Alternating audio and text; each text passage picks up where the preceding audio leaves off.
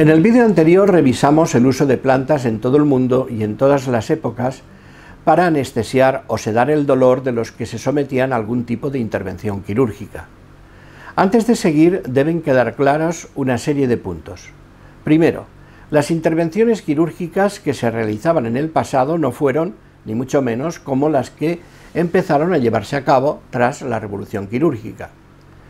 En segundo lugar, la cirugía comenzó a convertirse en una técnica a partir del siglo XVIII, cuando el saber morfológico se reorganizó de acuerdo con las necesidades de la cirugía. Nos referimos a la anatomía topográfica. En tercer lugar, casi al mismo tiempo, se sentaron las bases de la patología y la clínica quirúrgicas, utilizando el concepto de especie morbosa o entidad nosológica. La mentalidad anatomoclínica contribuyó de forma notable a este proceso. Cuarto, a partir del siglo XVIII, la química pasó a considerarse una ciencia experimental moderna. Empezaron a aislarse los principios activos de las plantas y se sintetizaron nuevas sustancias. Quinto, la medicina científica no excluye que en algunas sociedades, como las indígenas, sigan utilizándose las plantas al modo tradicional y de acuerdo con su cosmovisión. Antes de seguir, también podemos hablar del uso de medios físicos como anestésicos. Uno de ellos fue el frío. Los egipcios y los griegos utilizaron este medio para aliviar el dolor y la inflamación. Muchos siglos después, el conocido cirujano Dominic Lare usó nieve y hielo para disminuir el dolor en las amputaciones.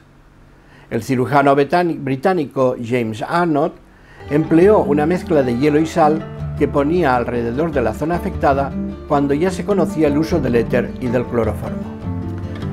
En el siglo XIX la cirugía había avanzado, pero todavía tenía que superar tres barreras: el dolor, la hemorragia y la infección. Lo que veremos en este vídeo se corresponde con los acontecimientos que llevaron a superar la primera barrera de forma eficaz, la del dolor. Entre las nuevas sustancias que los químicos y farmacéuticos idearon, aparece el óxido nitroso, descubierto por Joseph Priestley en la década de 1770 al tratar en caliente limaduras de hierro con ácido nítrico. Humphrey Davy probó en sí mismo los efectos de la inhalación de este gas. Notó un efecto euforizante, por eso lo llamó gas de la risa, y un efecto anestésico, le producía insensibilidad en la boca. Especuló con la posibilidad de que pudiera tener utilidad en cirugía, dada su capacidad analgésica. La idea, sin embargo, no prosperó. Su empleo como gas en fiestas y en el music hall, en cambio, tuvo más éxito. También debemos destacar a Henry Hill Hipman, que experimentó el uso de dióxido de carbono como anestésico en la década de 1820, pero la revista The Lancet lo desprestigió. Por otro lado, el conocido químico Michael Faraday, discípulo de Davy, probó el óxido nitroso y también el éter. Publicó en 1818 en el Quarterly Journal of Science and the Art un informe sobre las propiedades sedantes y analgésicas de este último. El éter se conocía desde 1540, cuando Valerius Cordus lo obtuvo destilando ácido sulfúrico y alcohol. Lo llamó aceite dulce del vitriolo. Parece que el nombre de éter le fue puesto por August Sigmund Frobenius, que fue uno de los que estudió sus propiedades. Otro de los estudiosos de este gas fue Jonathan Pereira. El éter inhalado se hizo popular también entre los jóvenes de algunos distritos de los Estados Unidos como diversión. En 1842, Crawford Long empapó un trozo de tela con éter que se le hizo inhalar a un muchacho de nombre James Venable. De esta forma, y sin dolor, le extrajo un quiste del cuello. Más tarde le quitó un segundo quiste. Long utilizó el éter en amputaciones y otras intervenciones. No publicó sus observaciones, sin embargo, hasta 1849 en el The Southern Medical and Surgical Journal. Por otro lado, en 1844, Horace Wells puso en práctica la idea de inhalar óxido nitroso para aliviar el dolor dental durante las extracciones. Realizó una demostración pública en el Hospital General de Massachusetts, en Boston. Tuvo mala suerte, quizás el paciente era demasiado corpulento o no se administró la dosis adecuada, y el experimento no funcionó. Estaba presente el gran cirujano John Collins Warren. William Morton, en 1844, había utilizado éter líquido sobre un cliente para calmar el dolor. En 1846 pasó a emplear inhalaciones de éter en la extracción de dientes, aunque no le convencía usar una tela empapada en la droga. Quien también trabajó con el éter y colaboró y enseñó a Morton en algún momento fue el científico Charles Thomas Jackson. En 1846, en octubre, Morton hizo una demostración pública en el Hospital de Massachusetts.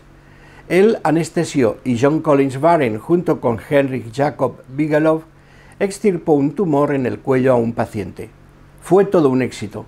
Para ello utilizó un pequeño globo de cristal de 2 cuellos que contenía una esponja empapada en éter.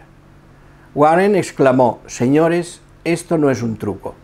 Sin embargo, queriendo proteger la patente, ocultó de qué sustancia se trataba y la llamó lección, lo que retrasó la difusión de la anestesia. A los pocos días se reunieron para tomar una instantánea y rememorar el momento. En los Estados Unidos, Wells, Jackson, Morton y otros se vieron envueltos en una vorágine de publicaciones, denuncias, reclamaciones, etc., solo por atribuirse la prioridad y las ventajas económicas del descubrimiento. Uno de los más perjudicados fue Wells, quien se suicidó en 1848 en la cárcel de Nueva York. Se supo que el lección era éter y los cirujanos americanos empezaron a convencer a sus colegas europeos de las bondades de la anestesia con esta sustancia. Francis Bott, de Londres, fue uno de los primeros en utilizarlo. Transmitió la novedad al cirujano Robert Liston, quien en diciembre de 1846 lo utilizó para amputar una pierna. En Francia, el primer ensayo de eterización lo realizó el cirujano Malgain a mediados de enero de 1847. En España parece que el primero que probó la eterización fue el cirujano Diego de Argumosa, quien publicó sus 3 primeras experiencias el 28 de enero de 1847 en el semanario médico La Facultad. En Barcelona fue aplicado por Antonio Mendoza Rueda en el Hospital de la Santa Cruz, quien lo probó primero en animales. Publicó un caso de amputación con éter en el mes de marzo. En Galicia, solo 4 meses después de la operación de Massachusetts, se usó en febrero de 1847. Las primeras cirugías con anestesia tuvieron lugar en Santiago de Compostela, en concreto en el antiguo Hospital Real.